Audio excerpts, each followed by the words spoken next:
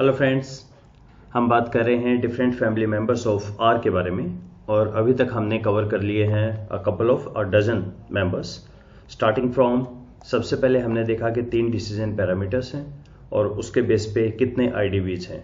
अगर एक से ज़्यादा है तो कैनोनिकल, और अगर आप कहें आइडिया नहीं है इसका तो हम पीएसएन देखते हैं। बीटा होता है Spearman, point biserial, phi Cramer V और पार्शियल कोरिलेशन। अगर डिपेंडेंट वेरिएबल एक हो तो capital R, multiple correlation coefficient, R square coefficient of determination, adjusted R square VIF। यहां तक हम बात कर चुके हैं। अब चलते हैं थोड़ा सा अलग दुनिया में। ये अभी तक हमने जो काम किया, यहां पे हमारा ऑलमोस्ट जो वेरिएबल है वो रेशो वेरिएबल है। रेशो मतलब जिनकी यूनिट्स फिक्स हैं, हाइट, वेट, डिस्टेंस, एरिया, इस तरह की चीजें मनी टर्म्स में। लेकिन अब हम चलते हैं ओपिनियंस की दुनिया में। ओपिनियंस की दुनिया में हमारे पास टर्म आता है स्केल। अच्छा, यहां पहले हम कुछ टर्म्स को एक बारी आपस में श्योर कर लेते हैं ताकि हम we will be on the same page. मैं पूछना चाह रहा हूं बात किसी एक पर्टिकुलर, देखिए सबसे पहले तो ये देखें कि कंस्ट्रक्ट है क्या, या स्केल क्या है। ये स्केल वर्ड क्या है? Scale is an attempt to convert the opinion into a number. Opinion को आपको कन्वर्ट करना है नंबर के अंदर, इसको बोलते हैं स्केल। ओपिनियन किसके बारे में? कोई एक पर्टिकुलर वेरिएबल होगा ना यहां पे, तो वो जो वेरिएबल है, वेरिएबल वर्ड हम यूज करते हैं क्वांटिटेटिव के लिए, और यहां पर उसका सब्स्टिट्यूट हो जाता है कंस्ट्रक्ट। ठीक है, अब कंस्ट्रक्ट है, जैसे मुझे आपका हैप्पीनेस देखना है।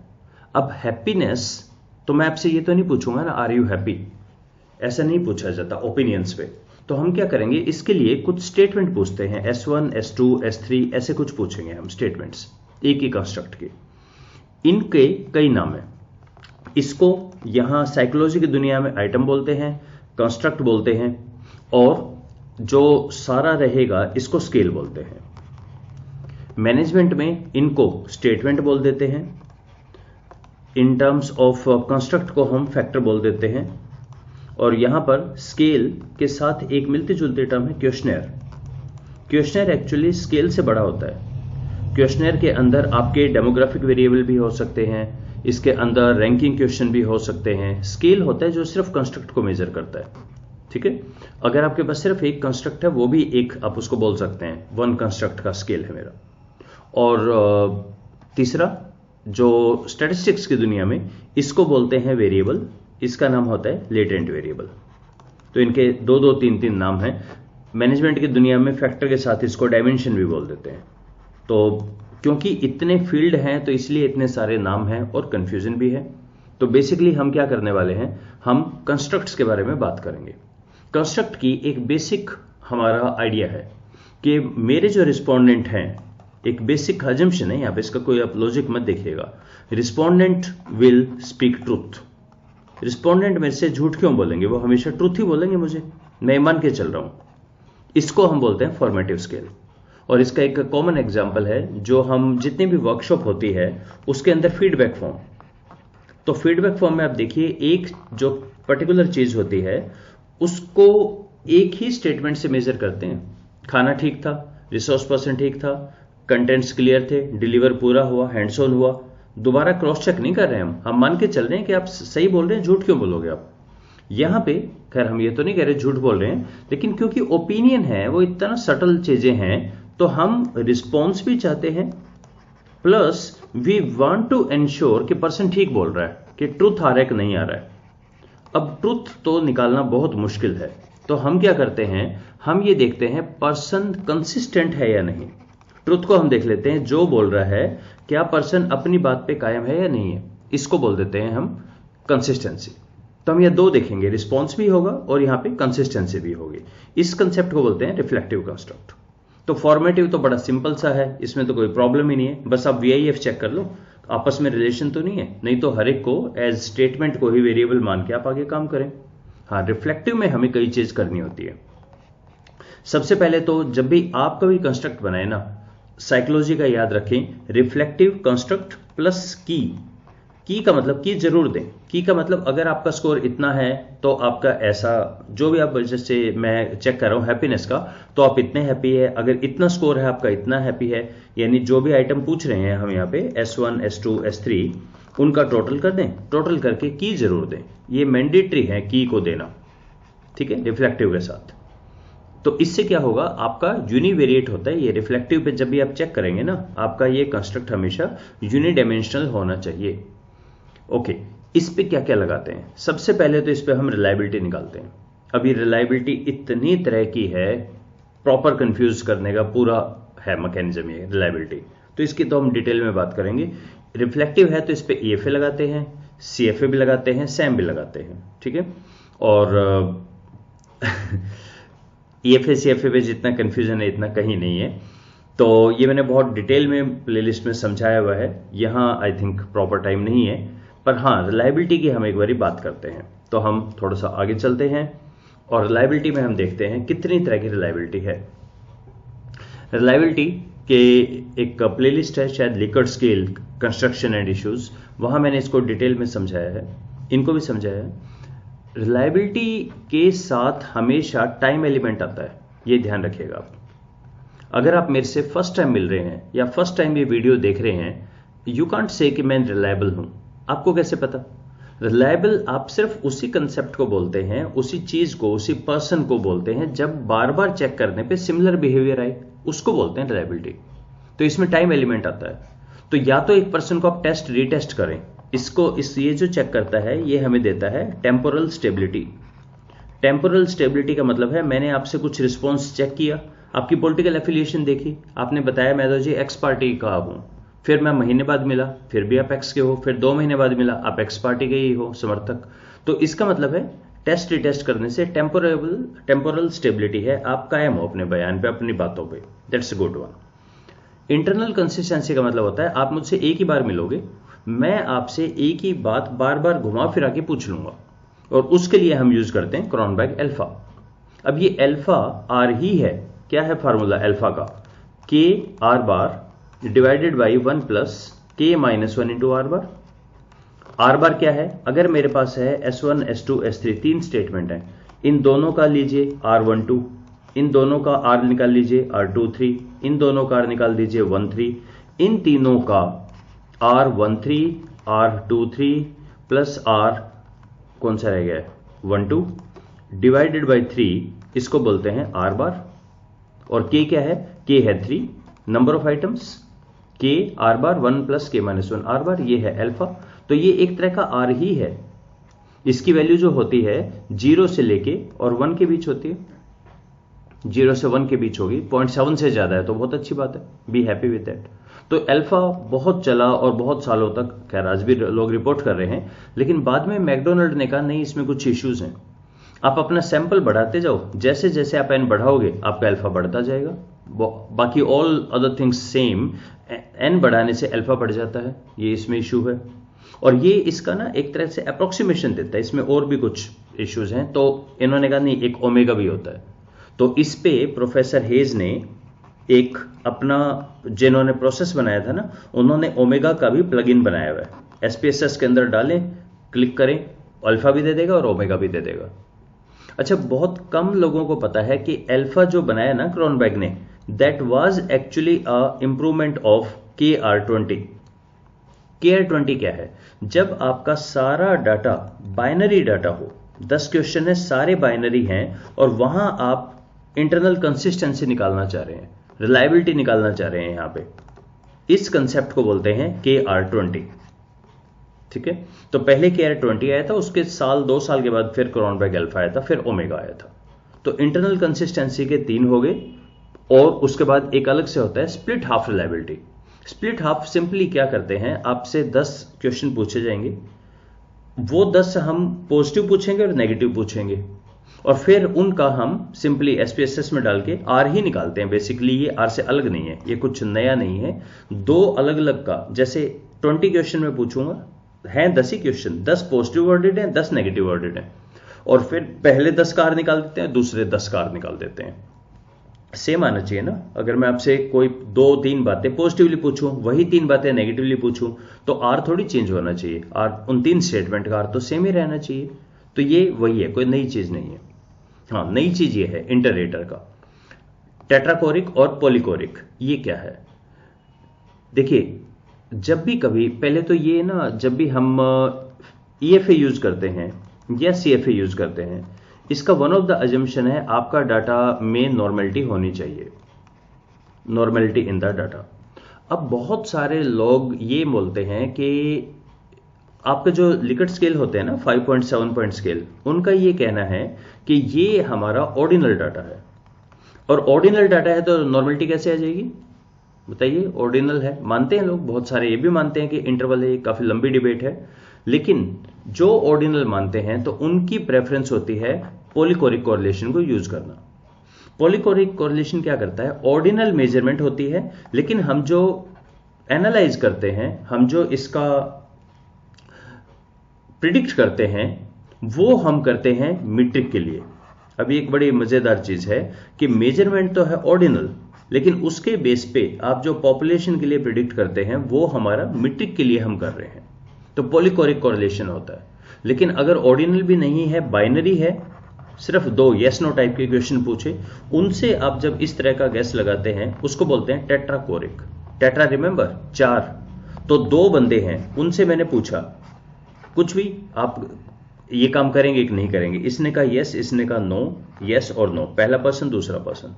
इस पॉइंट पे तो दोनों ही एग्री कर रहे हैं, इस पॉइंट पे भी दोनों ही एग्री कर रहे हैं, यहां पे क्रॉस है ना, तो ये 4 बन गए ना ब्लॉक, इसीलिए इसका नाम है टेट्राकोरिक।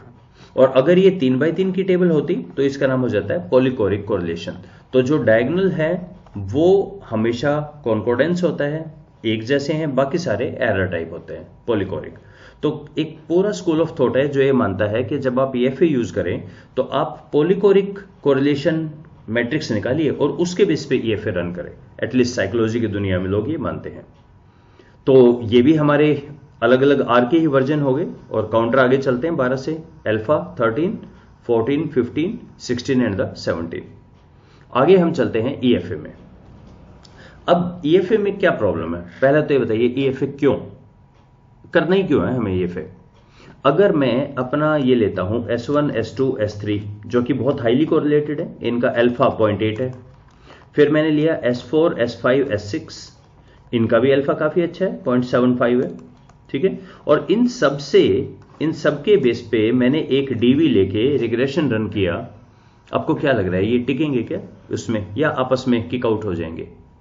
अगर आपको मल्टीकोलिनियरिटी की कहानी पता है, मल्टीकोलिनियरिटी होता है इंडिपेंडेंट वेरिएबल्स के बीच में कोरिलेशन, तो आपको बहुत ही जल्दी ये समझ आ जाएगा कि जिसको मैं या वीआईएफ प्रॉब्लम बोलता था वो तो एक्चुअली मेरा अल्फा है।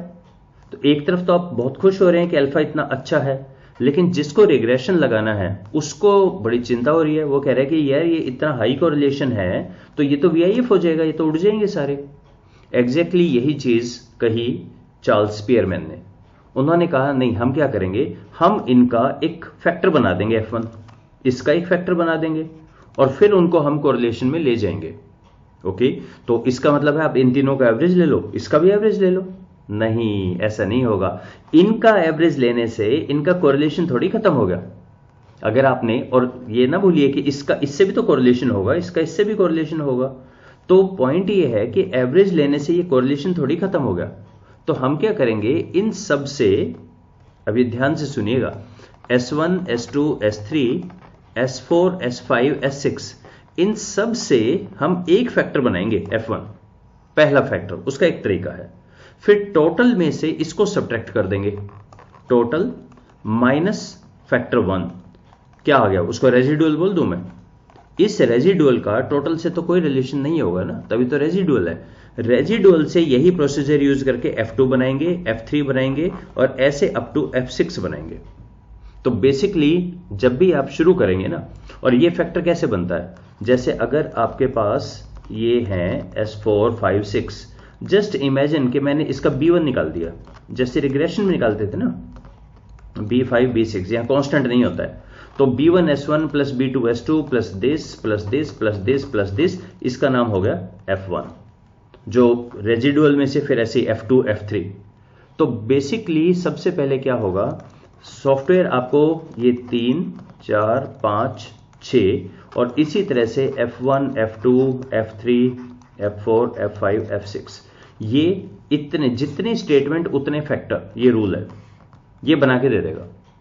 ओके, और हर एक से कोएफिशिएंट ऑफ कोरिलेशन भी दे देगा, आर दे देगा। इस आर को बोलेंगे यहां पे फैक्टर लोडिंग। तो फैक्टर लोडिंग क्या है?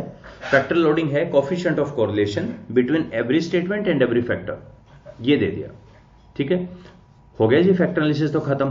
तो अब आगे इसमें चलते हैं। अब हम बोलते हैं अच्छा यार ये सारे फैक्टर रखने हैं, कुछ कम करें, कितने फैक्टर रखें?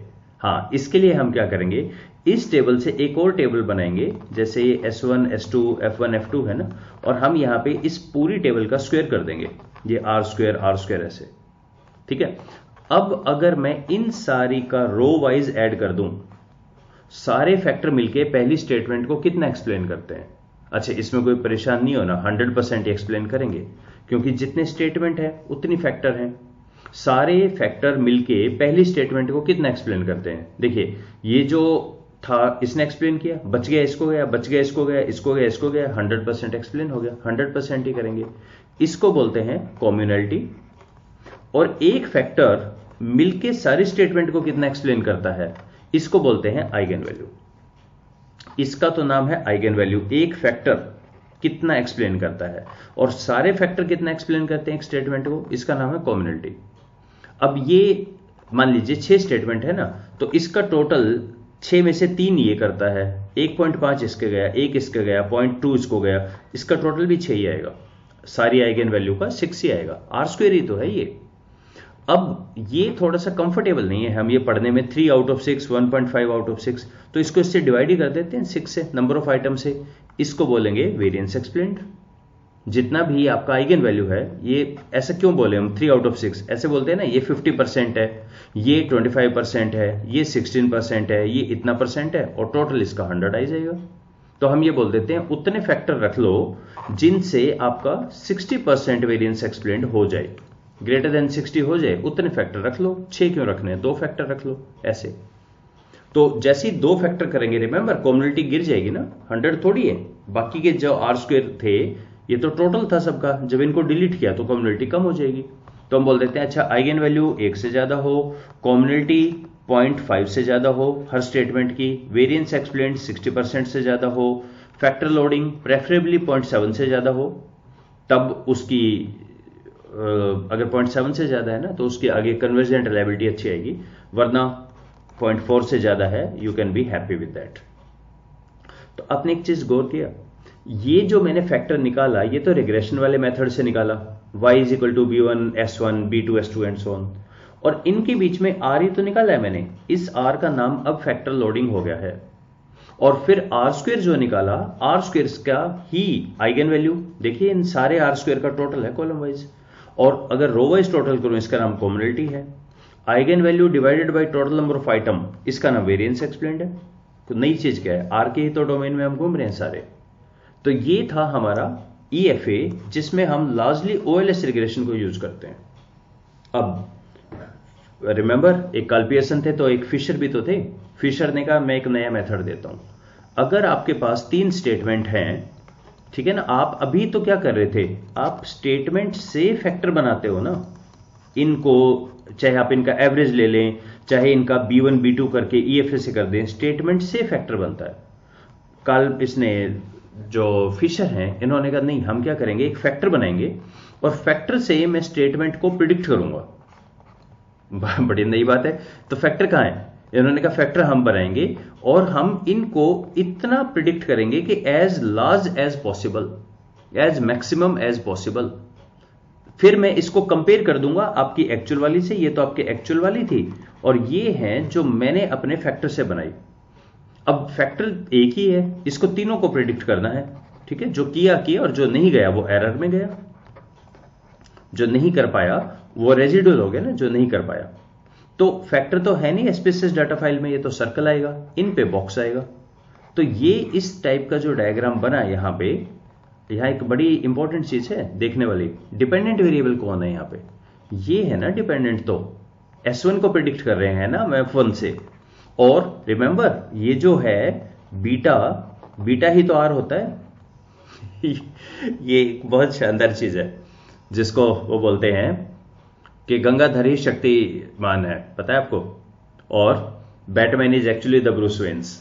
ये वही वाली बात है, आर ही तो बीटा है, अलग अलग थोड़ी है। तब अब हम क्या करेंगे, हम ये देखेंगे अब कि अच्छा, तो पहले तो ये कर क्या रहे हैं हम, इस कंसेप्ट का नाम है maximum likelihood estimation. Likelihood estimation, तो पहला तो आप ये समझिए कि ये जो OLS का मेथड था, इससे बिल्कुल उल्टा मेथड हो गया ना ये मेथड है MLE। अच्छा, इस पे सॉफ्टवेयर आपके पास होता है SPSS, यहां पर आपके पास सॉफ्टवेयर होता है AMOS, और बाद में चल के एक तीसरा मेथड PLS और तीसरा सॉफ्टवेयर स्मार्ट PLS आ जाएगा। अभी हम मैक्सिमम लाइक्लीहुड एस्टिमेशन की बात कर रहे हैं। तो ये कितना एक्सप्लेन कर पा रहा है, कैसे पता लगाएं? तो हमने ये कर दिया, ऑन एन एवरेज एक फैक्टर अपनी सभी स्टेटमेंट को 50% तो करे एक्सप्लेन, कम से कम 50 तो करे ना एक्सप्लेन, वरना तो फिर डिस्कनेक्ट है, शायद वो स्टेटमेंट ठीक नहीं है। तो हम क्या करेंगे, इस आर का स्क्वायर निकाल देंगे, इसका स्क्वायर निकाल देंगे, इसका स्क्वायर निकाल देंगे, इनका एवरेज ले लेंगे, इसको बोलते हैं AVE, average variance explained, right, और वो 50% से ज्यादा होना चाहिए। सेकेंडली, कुछ आपने एक्सप्लेन किया, कुछ नहीं भी तो किया, ये जो एरर बच गया, अगर इस एरर को भी लेंगे तो इसका नाम CR हो जाता है।